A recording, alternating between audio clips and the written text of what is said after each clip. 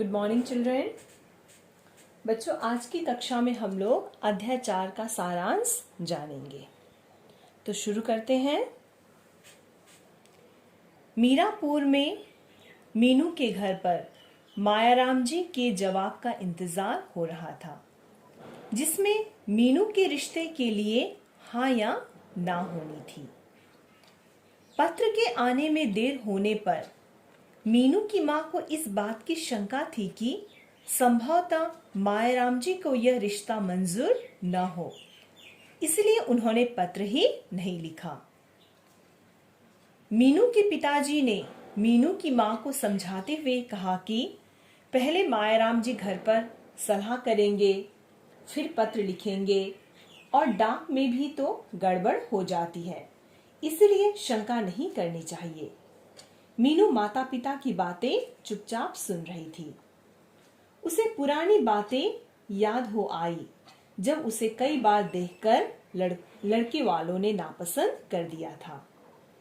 मीनू की इतनी घबराहट अपनी परीक्षा के समय भी नहीं होती थी। वो खुद भी नहीं समझ पा रही थी कि आखिर उसे इतनी घबराहट क्यों हो रही थी। तभी पोस्टमैन आया और उसने आवाज लगाई। उसकी आवाज सुनकर मीनू के हृदय की धड़कन और भी तेज हो गई। पोस्टमैन मेरठ से पत्र लेकर आया था। उस पत्र को पढ़कर पिताजी समेत सभी के चेहरे पर उदासी छा गई। घर में मौन हो जाने पर मीनू यह समझ गई कि उसे इस बार भी नापसंद कर दिया गया है। यह सोचकर ही उसका मन पीड़ा से भर गया। वह यह नहीं समझ पा रही थी कि आखिर उसमें क्या कमी है। उसे यह लगा कि संभवतः वह विवाह के योग्य ही नहीं है। यह सोचकर उसने विवाह न करने का निश्चय किया और ठंडी आह भरकर तकिए में मुंह छिपाकर लेट गई। बाहर के कमरे में माताजी और पिताजी बातें कर रहे थे। उन्हें समझ नहीं आ रहा था कि लड़के वालों ने आशा का हाथ ही क्यों मांगा। मीनू की मां ने आशा के कमरे पर जाने की बात पर रोष व्यक्त किया और कहा कि आशा को उनके सामने ही नहीं जाना चाहिए था। मीनू के पिताजी बोले कि बड़ी बेटी के घर में होते हुए हम छोटी बेटी की शादी कैसे कर सकते हैं। मीनू की मां ने कहा कि मीनू तो वैसे ही उदास रहती है, इस बात से वह और भी दुखी हो जाएगी। मीनू के पिताजी ने दुखी होकर कहा कि हमारी बेटी का क्या कसूर है, जिसकी वजह से भगवान उसे इतनी सजा दे रहा है। वो प्रथम श्रेणी में उत्तीर्ण होती है और गुणवती है, ऐसा कहकर मीनू के पिताजी उदास हो गए। मीनू उनकी बातें सुन रही थी।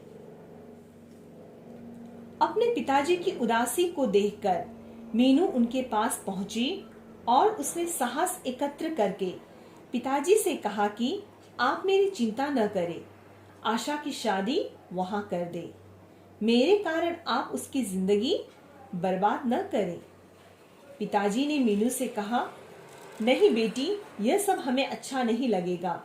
मैं तुम्हारे लिए अच्छे से अच्छा वर देखूंगा।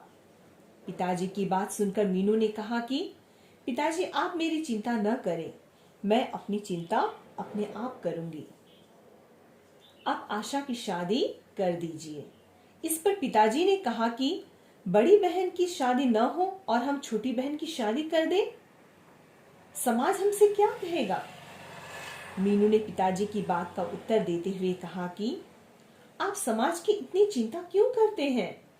यह समाज ही हमें इस तरह की परिस्थिति के लिए विवश करता है। आप समाज की चिंता न करते हुए आशा की शादी कर दीजिए। मीनू की मां भी उससे यही कहती है कि हमारे समाज में छोटी बेटी की शादी पहले करने का रिवाज नहीं है।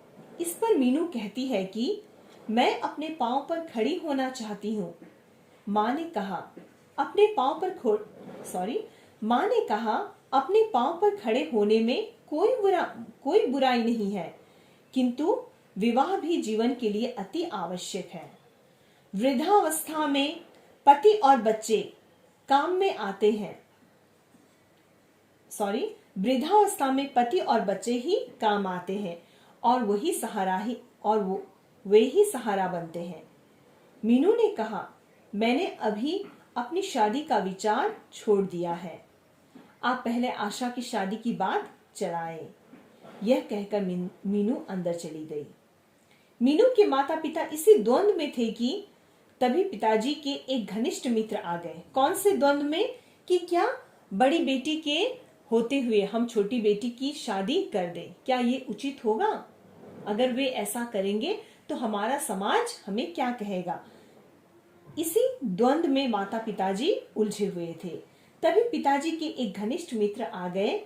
सारी बात जानकर उन्होंने भी यही सलाह दी कि आशा की शादी कर देनी चाहिए और दयाराम जी को अमित के पिता से मिलकर आना चाहिए। अपने मित्र की बात पर सहमत होते हुए मीनू के पिताजी आशा की शादी का स्वप्न लेकर मायाराम जी से मिलने मेरठ पहुंचे। मायाराम जी के घर में उस समय कोई नहीं था। नौकर ने दरवाजा खोला और दयाराम जी को अंदर बैठा लिया। कुछ समय बाद चमचमाती कार में धनीमल जी आए और मायाराम जी के इंतजार में वहीं बैठ गए।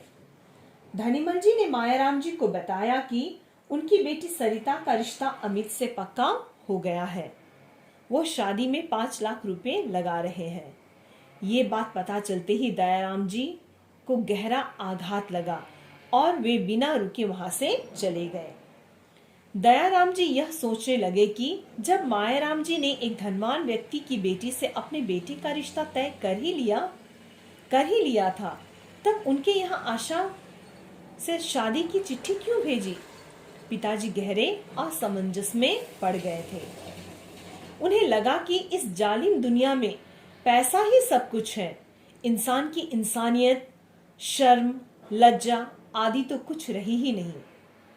मीनू के घर पर सभी उम्मीद लगाए बैठे थे कि आशा का रिश्ता पक्का हो जाएगा। घर पहुंचे मायाराम जी के उदास चेहरे को देखकर सब समझ गए कि आशा के रिश्ते के लिए भी मना हो गई है। पूरी बात जान लेने के बाद उन लोगों का हृदय मायाराम जी और उनके परिवार के प्रति घृणा से भर गया। ठीक है बच्चों आप लोग इस सारांश को अच्छी तरह से देखिए, ध्यानपूर्वक सुनिए। अब अगले दिन मैं आप लोगों को इस अध्याय 4 से संबंधित प्रश्नोत्तर की चर्चा करूंगी। ठीक है, तो बच्चों आज की कक्षा में इतना ही। हम फिर मिलते हैं अगली कक्षा में। Okay children, thank you so much and have a good day.